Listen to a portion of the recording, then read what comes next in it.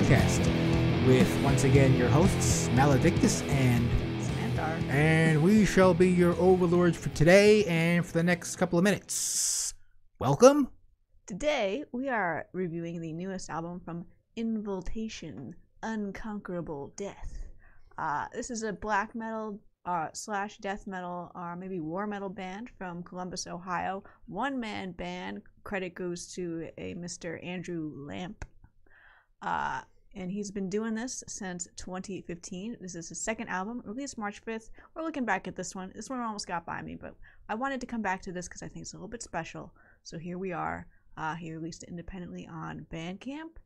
And the initial cassettes are already sold out, of course. But you can get a CD via Born for Burning Productions. And apparently he's releasing this and his first album on a compilation cassette for all you cassette heads out there. So, what now, Maledictus?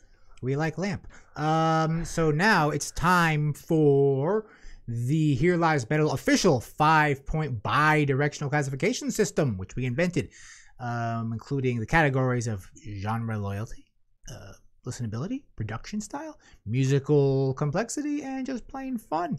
And remember, either side of these scales mean good or bad. It's just a balance. Okay, so what are we starting with? True or nonconformist? What do we have? All right, here? I'm putting this on as a 2 on the side of true, not all the way true, because I feel like we're kind of moving a little bit loosely within like very related but separate genres and subgenres of death metal, black metal, and I hear occasionally even like thrash, like the death metal end of thrash where it became death metal.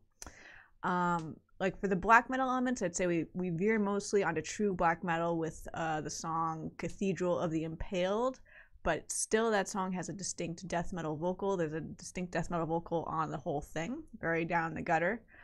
And it's just kind of like a black metal tinge, I would say, on the album, and particularly in the riffs. A lot of the time you'll hear like that black metal chord structure, but it's played in a death metal style, which I enjoyed a lot. I thought that was very interesting to me. And there's a lot of blast beats, and I think the blast beats are more on the black metal side as well. But I would say just the vocal stylings and the riff stylings, if not the chord choice, put it very much in the death metal camp. And later on we get more into war metal. What did you think, Maledictus? Well, within this flirtatious dance between the extreme metal genres, as Sam Dunn calls them, there's a lot of I hear a lot of Swedish style HM2 power. Here we go with the HM2 again. You know, maybe it's not the HM2. Mr. Lamp, comment down below if it's the HM2. I want to know. Very stompy riffage, you know, between that, you know, the blasting. There's a lot of he gives you like kind of like the blasting, but then he gives you like this really stompy kind of riffage, which is, you know, kind of like, oh, listen to that, you know. He's not just gonna like torture you the whole time, you know. He's gonna be like, hey, this is cool, you know. But you know, this is a band, you know, from upon listening to one would never expect they were from some sleepy town in Ohio. That's what us coastal people call Columbus a sleepy town? No, well, that's what us coastal elites call anywhere that's not in the coastal. They're like, oh, they have what a nice, cute, sleepy like. Columbus, Ohio town. You know, and I've driven through it. It's like a town, but you know. Anyway, there's a darkness there. There is no. Ohio has a metal thing going on. Always has. But somewhere, you know, it sounds like, you know, you never know it's from there. You know, you think it maybe it's from somewhere cold in Sweden. You know, it's that Swedish thing. You know, but in fact, you know, I'm not sure, like, you know, like, it's hard to, like, decipher what he's singing about, though, you know, as he's singing in Klingon, I think. Could be Swedish. Or could be, yeah, like, I don't think I don't think it's Swedish. I'm not sure if he's speaking English. Like, I'm really not sure. So, yes, this is a very death metal growl here. You're not going to be able to tell what the hell he's talking about. But I mentioned war metal earlier, and if, you know, it's kind of a poorly defined genre, I feel like, but I'm using it here to mean just like a very noisy, very chaotic, and very punishing style of death metal that's not the same as like brutal death metal. That's kind of like, it's not as well produced generally, and it sounds a lot more cacophonous. And in particular, like on the end of this album, like it's like 4 bludgeoning blows of necromaniacal curse, blood hex, breath of the lich, and all flesh falls into dust that will ensure you will not leave this album in one piece. Like it's just like it's just a punch to your brain, or many punches to your brain. It's not the Florida sound.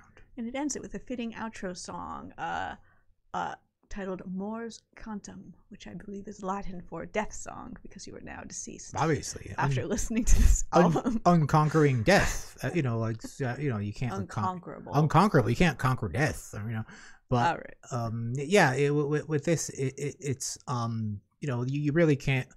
You can really just get a feel for the album by the names of the songs. You know, not really what he's saying. Those are some good names. Yeah, they're all very good names. So we have no lyrics, but we have song titles, so it's good enough. So. All right, our next scale, the Sonic Terror scale. If you couldn't tell, we're giving this terrifying score of 1.5. Almost total Sonic Terror, not quite there. What do you think, Maledictus? Well, as I just mentioned, his Klingon style vocals, he's singing in Klingon. He's like, bach, bach, bach, you know, really fast. You know, and with those prevailing blast beats, you know, keep this record well within inside the Sonic Terror realm. It's safely at, you know, 1.5 there. There's no question about that. You know, but as I mentioned before, there's occasionally like a breakdown, you know, like where you get like these fat stompy riffs that are, you know, they kind of they're more change collecting inducing rather than Sonic Terror inducing. Those segments aren't very long though. No, but he gives you the right amount. He teases you. He's like, oh, look at that. Well, I'm taking it away. That makes it even more terrifying, doesn't it? You know, that's what they do. They never give you the whole thing. They tease you with it. But anyway. Well, you know what I think this album does is it kind of like it boils you like a frog in water. Because I think it starts out on the most accessible side of this album as the first songs on it, where they do have intense sections with blast beats and very furious riffing, but then they do break into, like as Maledictus said, kind of more like riffs with a good groove, with a nice beat to them. You could maybe dance a little to them. Or something like that. Some windmillings, pick up some change rhythmically, like we used to do. That's what we used to do back in the day. But I feel like those are like little areas of respite.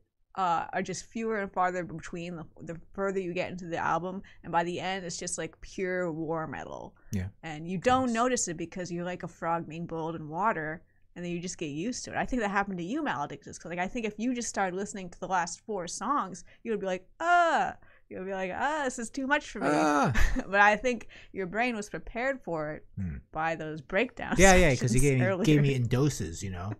So he kind of safely. But is that a myth about the frog when you put it in the water? No, I think that's true. Is that true? Why would someone make that? I don't know. We should try it.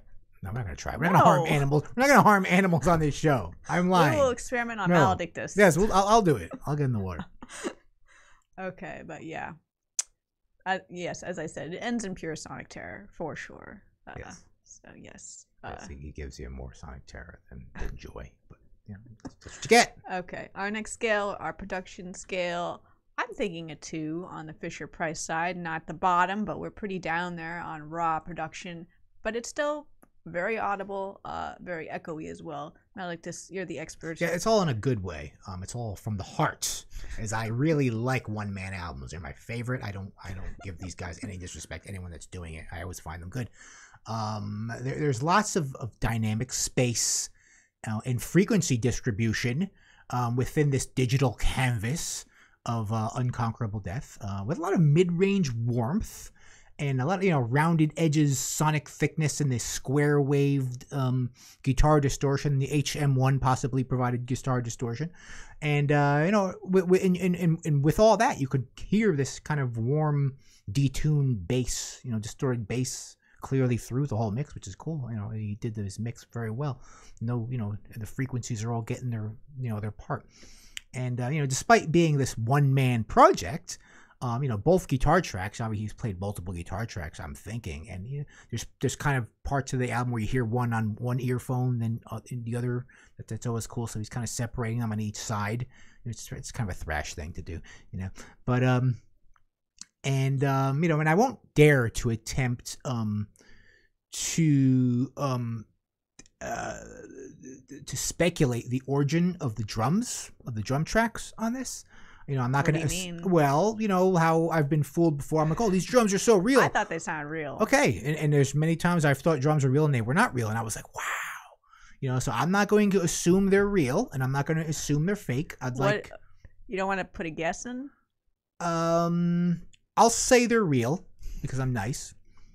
That doesn't mean anything, but I don't think there's anything wrong with right. done programmed drums. Yes, you're. No, I certainly agree with that. Maybe some people might be offended by it, but I thought these sounded real. Yeah, they sounded very good. I just find it difficult that a one-man guy is doing all that. So well, that's a lot. So maybe he had the drums in the program. But I think we are progressively moving beyond the need for drum. And this is a strike at drummers, because most of you guys are losers. Okay, not all of you, but most. All right, we're not here. Most of you to discuss drummers. Okay. Of the world. Most of you. And we've moved beyond. All right, this is beyond the scope need. of this. Oh, I'm reading my. We're beyond the need for real drummers in studio recordings. This guy might be a real drummer. It might be his main instrument. We don't know. Well, he can comment down below, and I would appreciate if he defends himself. Okay, but anyway, the recording is Fisher Price. Okay, but it's hard to be not that when you have one guy, though. Come on, let's be real. I don't think it sounded Fisher Price. I thought it sounded better than that. Well, it sounds good, but it is, it's in that realm. You could tell it's like, a little bit homebrewed, but it's really well done. He made the most. Andrew Lamp made the most of everything he had in possibly his living room. So, but comment down below, Andrew Lamp. I want to know what I'm most interested in is how you did this. Our note scale, we count the notes. What is this? A middle of the road score, but maybe a little bit more towards the enough notes side, not too many notes. What do you think? Yeah, it doesn't get too complicated, but it's not like simplistic either. There are a lot of notes here, as there are a lot of blasts, so that means there's automatically a lot of notes. If there's a lot of blasts, there's a lot of notes, because it takes a lot of notes to make a lot of blasts, right?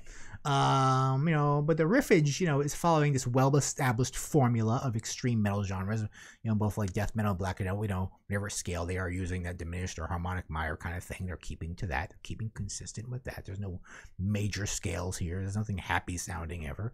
It's staying within that. And that elevates the musicianship above that of some unsophisticated like hardcore or punk. It's at a level beyond that. So, it's in the middle of the note scale, Yes, it's very fast, especially when it gets to the end. Very fast, furious, but the whole thing is very tight. Sounds very good. A lot of notes, but they're all in the right place. Yeah, and and to play that fast accurately, that takes skill. So that's a skill thing right there. Not anyone could just do that. All right, finally, our fun scale. Rare for us, we're giving this a 5 for focused. We don't often look at focused albums, but here we are. Totally focused. As we mentioned, though, there is that kind of relief mid-tempo riffing on here. Even those riffs are mean, nasty riffs. And overall, this is an album of chaos, confusion, terror. We don't know what he's singing about, but like just going off like the song titles, like the themes are death. That's all we have is undead things, curses, blasphemy.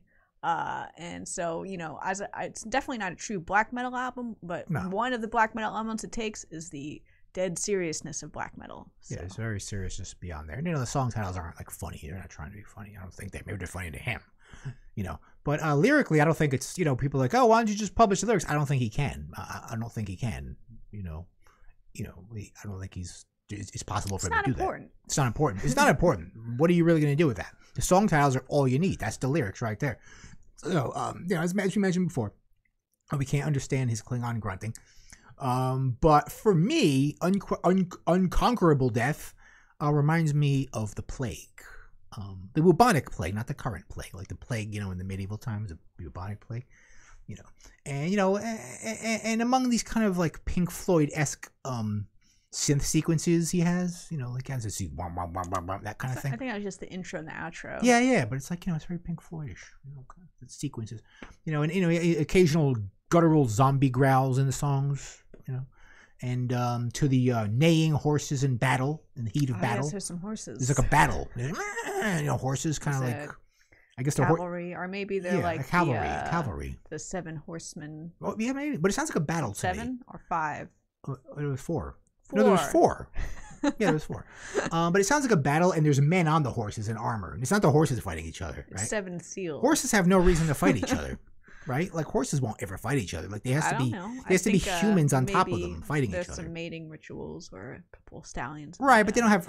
I hear metal clashing. Is it me? All right. I hear metal. I'm not talking about. Okay, I'm very interested in that part though. I'm wondering what's going on. But you know, into the chants of the dead, like in the last, you know, the last kind of thing, you know, the Mors Cantoris, whatever it is, you know, the dead chant. You know, it's a lot of like dead kind of rituals, very medieval, a lot of like rotting skeletons I'm picturing, you know, in stone castles, you know. But this record takes me, you know, one back to a bygone area, free of authoritarian commie virtues such as science and basic hygiene, and best of all, fun. All right, let's look at the artwork. Okay, so we got artwork here. Credited to Nether Temple Design. Oh, so it's some sort of design firm, perhaps. Let's see. So, Unconquerable Death. Oh, so look at this. So, I like this red. Well, there's death. Yeah, it's very medieval. It's like a very medieval depiction of death, right? You know, some torches. Yeah. I'd like the red on black. That's my favorite. I like that. Yes, I think this is a good example of a nice, striking album cover that, you know, he didn't, you know, commission from like a great artist or anything. It's just like a simple thing. Works for this album. It's good for the DIY. It's a very good DIY album art. You know, like it's striking. Red negative space on black. That would make for a good back patch. Yeah. That would make for a good metal vest theme. Red and black, the whole thing. Just keep it red and black. I bet that's a very common. Yeah, it'd be cool. Just keep it in that theme. That's kind of cool. I like this. That's a good back patch, though. It's a really good back patch. And everyone would be like, "What band is that, man?" You know, and then you tell them. You'd be like, "You don't know about? You don't know who these guys are?" You know, yeah, and you'd be the coolest person at Psychofest. So, yeah. Do we have anything else to say about these guys? I really enjoyed this album. You know, as I said, like it almost passed me by. I put it on some list and then came back to it a month later. I was like, okay, we're reviewing this. Yeah, I was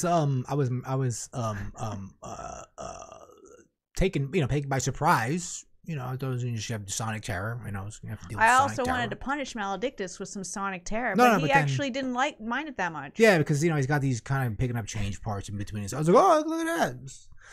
You know, and I'm like, oh, there you go. You know, you gotta have a little bit more of that. But no, he's not gonna give you too much of that though. So because he knows how to. He has the riff bank, and he gives you a little bit of money. He's like the government. You know, he's like corporations. He gives you a little bit, and he's like, oh, isn't that nice? And it's like, you know.